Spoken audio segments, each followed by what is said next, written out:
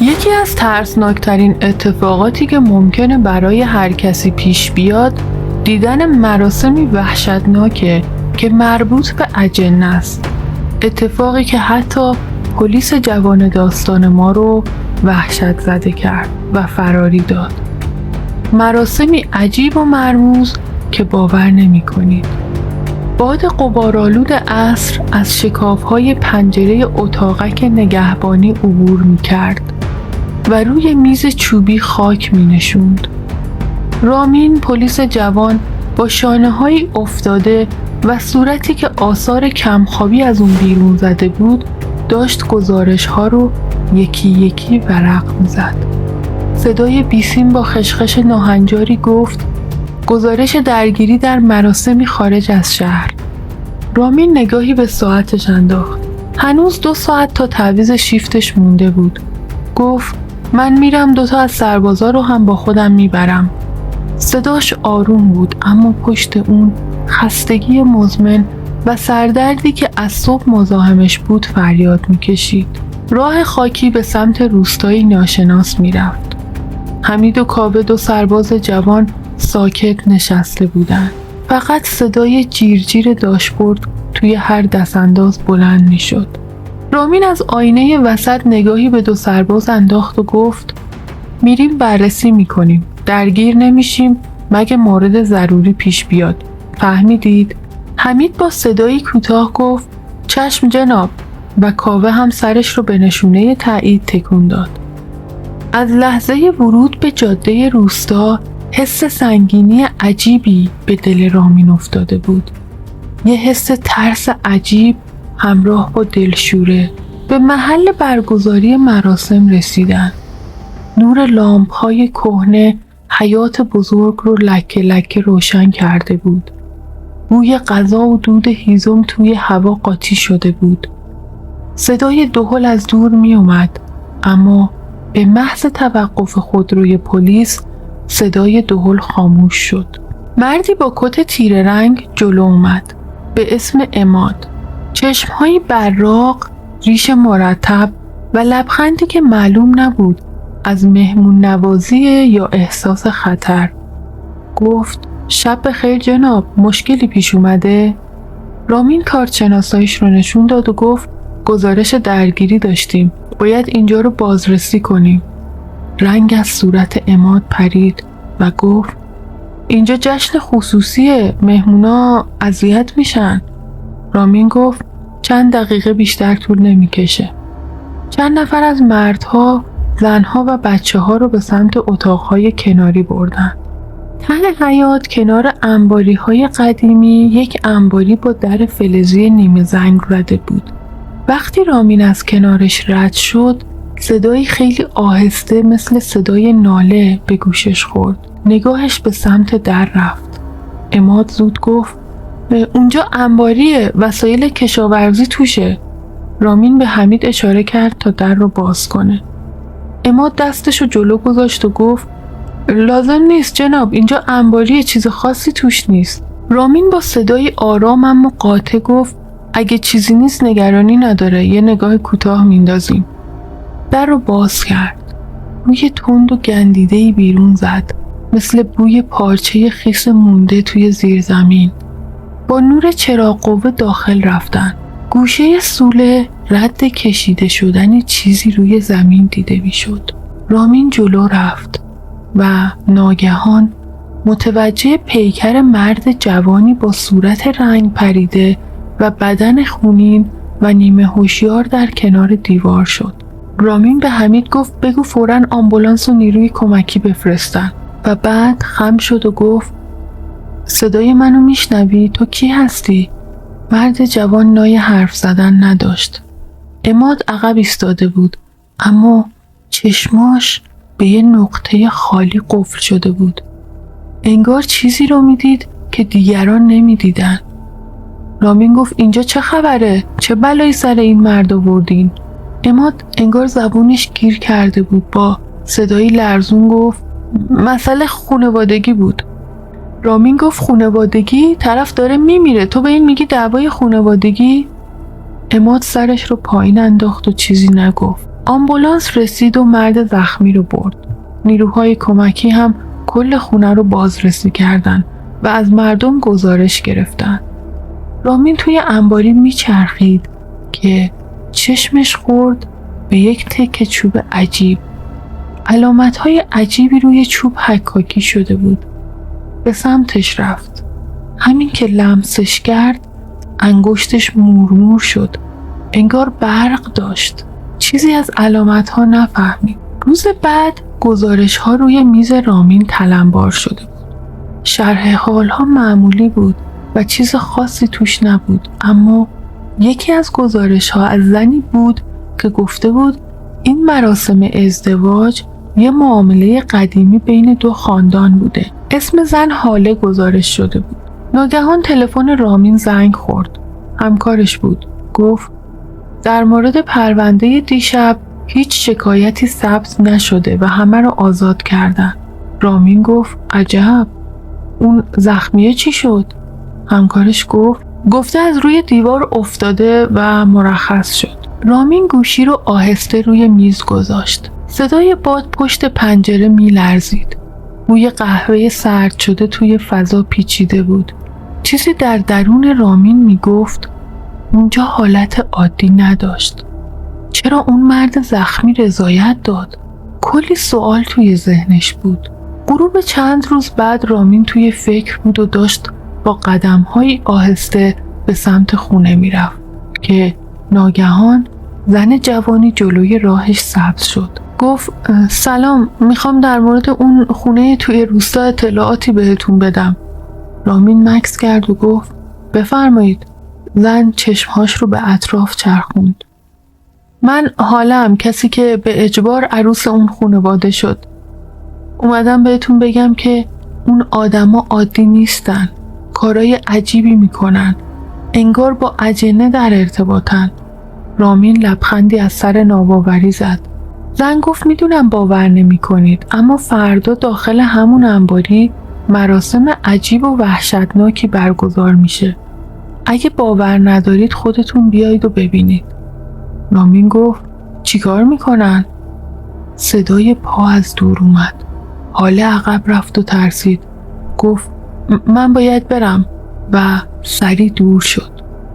فردای اون روز رامین که خودش هم حس عجیبی به اون مکان و آدمها داشت تصمیم گرفت تنها و با لباس شخصی یواشکی به اونجا بره تا ببینه توی اون خونه چه خبره. هوا سرد و مرطوب بود. بوی علف خیس توی فضا پیچیده بود و صدای سگ‌ها از دور شنیده میشد. با احتیاط از روی دیوار پرید و به سمت انباری رفت. در انباری باز بود. خیلی آهسته از لای در داخل رو نگاه کرد. صحنه عجیب و ترسناکی دید. جلوتر رفت و پشت وسایل انباری پنهون شد تا بهتر ببینه. چند مرد با لباسهای عجیب سیاه رنگ دور یه تشت که مایع قرمزی داخلش بود جمع شده بودن. بویی که بلند میشد شبیه آهن زنگ زده بود، همراه با بوی تعفن شدید. از اون مایع به سر و صورت خودشون میریختن و کلمات عجیبی رو ادا میکردن. انگار ورد میخوندن. رامین خشکش زده بود و با ترس به اونها نگاه میکرد که ناگهان یکی از مردها سرش رو بلند کرد و به اطراف نگاه کرد. نگاهش به جایی که رامین ایستاده بود افتاد. رامین ترسید، اما خیلی زود مرد نگاهش رو برداشت. رامین به آرامی بیرون رفت و فرار کرد. با تمام توانش میدوید. باد سرد به صورتش میخورد و اشک از چشماش سرازیر شده بود. صبح روز بعد رامین گزارش ناشناس فعالیت مشکوک رو ثبت کرد تا تیمی به اون خونه اعزام بشه. وقتی همراه تیم رفت، بوی تعفن مثل موجی گرم از داخل به بیرون زد. اولش همه چی عادی جلوه می کرد. گونی‌ها، ابزار و باقی وسایل. اما پشت گونی‌ها همون تشت بزرگ بود. لکه های خون خشک شده روی تشت و زمین رگه های تیره و پوست بزی تا خورده زیر همون تخت چوب گذاشته شده بود. رامین صاحبخونه رو صدا زد و گفت این لکه های خون چیه؟ مرد گفت چیزی نیست، آثار گوسفند قربونی مراسم عروسیه. رامین بیرون رفت و از بیرون انباری رو بررسی کرد. چیزی که از بیرون مشخص بود بسیار بزرگتر بود. بنابراین متوجه شد این انباری به اتاقی مخفی راه داره. دوباره وارد انباری شد و شروع به گشتن کرد و این بار در مخفی رو پیدا کرد. قفل در رو شکست و وارد شد. داخل اتاق مخفی بوی گرد و خاک قدیمی و روغن مانده می اومد. صدای چکه آب از جای نامعلوم ریتمی آرام اما عصبی کننده داشت. جلوتر که رفت بوی گوشت گندیده مثل سیلی به صورتش زد. نور چراغ قوه رو انداخت. دیوارهای نمزده، قفسه‌های زوار در رفته و روی یک میز آهنی توده‌ای از پوست‌های حیوانی با علامت‌هایی خراشیده شده بود. گوشه دیوار چند کتاب قدیمی بود. رامین خم شد. کتاب رو باز کرد. توی کتاب پر بود از اعداد و حروف نامعلوم و مرموز. گوشه دیگه جسد چند حیوان وجود داشت. رامین صاحبخونه رو دستگیر کرد و گفت برای ارائه توضیحات باید با ما بیای. عماد مرد صاحبخونه گفت این کار به نفعت نیست. رامین پوزخندی زد و گفت بعداً معلوم میشه به نفع کی نیست. اون شب رامین خواب عجیبی دید. خواب دید توی یه زیرزمین تاریک توسط چند موجود سیاه و ترسناک و عجیب زندانی شده بود و کتکش میزدن. دردی که توی خواب احساس میکرد انگار واقعی بود. با تپش قلب بیدار شد. نزدیک صبح بود. بدنش همچنان درد میکرد. به داخل حموم رفت که دوش بگیره. لباسش رو بالا زد. وقتی توی آینه خودشو دید ترسید. تمام بدنش کبود و زخم شده بود. به آینه خیره شده بود که ناگهان از گوشه اتاق صدای خشخش خیلی آرومی می اومد. انگار موش بود ولی وقتی برگشت به اون سمت انگار سایه‌ای روی دیوار حرکت کرد. سریع لباس کارش رو پوشید و از خونه بیرون رفت. به محل کار رسید. برنامه چید برای بازجویی از عماد. عماد با لبخندی مرموز وارد اتاق بازجویی شد و این لبخند رامین رو آزار میداد. رامین گفت تو کی هستی؟ توی اون انباری لعنتی چه کاری انجام میدین؟ عماد با لبخندی نفرت انگیز گفت دیشب راحت خوابیدی؟ رامین عصبانی شد و گفت جواب منو بده. عماد گفت بازم بهت میگم بهتر منو آزاد کنی و ندونی، اما اگه هنوزم میخوای بفهمی بهت میگم. رامین گفت معلومه که باید بگی. عماد گفت ما اونجا مراسمی برای اجنه برگزار میکنیم. حیواناتی رو قربانی میکنیم. اجنه هم به ما کمک میکنن به چیزایی که میخوایم برسیم. رامین داد زد و گفت چرت و پرت تحویل من نده. عماد گفت من حقیقت رو گفتم. میخوای باور کن میخوای نکن. اما اشتباه بزرگی کردی که خودتو وارد این ماجرا کردی. ترسی به دل رامین افتاد. عماد رو برگردوندن. از اون به بعد رامین هر شب کابوسای عجیبی میدید و بدنش پر از زخم و کبودی میشد و دیگه نتونست سر کار بره. بنابراین تصمیم گرفت به خونه پدر و مادرش برگرده، اما اوضاع رامین بهتر نشد. گاهی ناگهان وسط راهرو میایستاد و یادش نمی اومد کجا میرفت. چند بار بدون دلیل با پدرش بحث کرد. یه بار نزدیک بود از پله ها سقوط کنه. یه بار پاش به لبه فرش گیر کرد ولی گمان میکرد کسی هلش داده. شبها همچنان کابوس میدید. پدر و مادرش بردنش پیش پزشک.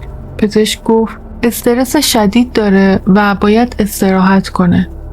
وقتی ماجرای اون انباری رو برای پدر و مادرش تعریف کرد، پدرش رفت به اداره آگاهی تا از عماد بپرسه چه کاری باید برای پسرش انجام بده و با کمال ناباوری متوجه شد عماد خودشو راحت کرده. به ناچار رامین رو پیش یک روحانی دعانویس به اسم حیدر بردن. وقتی بدن رامین رو دید گفت اینها کار اجنه است. تو کاری کردی که اونا ازت شاکی شدن و تا مشکل حل نشه راحت نمیشی. من بهت یه دعا میدم. برو داخل خونه، چند شمع روشن کن و دعا رو بخون و ازشون بخوا دست از سرت بردارن. اونا صدای تو رو میشنون و ممکنه جوابت رو بدن. رامین همین کار رو کرد. بعد از خوندن دعا چشماشو بست و ازشون خواست دست از سرش بردارن. اما ناگهان باد گرمی مثل یه سیلی به صورتش خورد. رامین گریه کرد، التماس کرد، گفت من فقط وظیفه‌مو انجام میدادم و این بار سیلی محکمتری خورد. گفت چیکار باید انجام بدم که راحتم بذارین؟ انگار یه صدایی به دلش افتاد که میگفت باید جای عماد رو پر کنی. رامین ترسید و عقب رفت. گفت هرگز این کارو نمی کنم. حاضرم بمیرم اما این کارو نکنم. بحث و جدل بینشون ادامه داشت. صبح شد. پدر رامین به سراغ پسرش رفت. اما وقتی در رو باز کرد با تعجب با جسد پسرش مواجه شد. گویا رامین بین مرگ و جانشینی عماد مرگ رو انتخاب کرد. اگه این داستان رو دوست داشتی لایکش کن و کانال رو سابسکرایب کن تا از داستان‌های بعدی جا نمونی.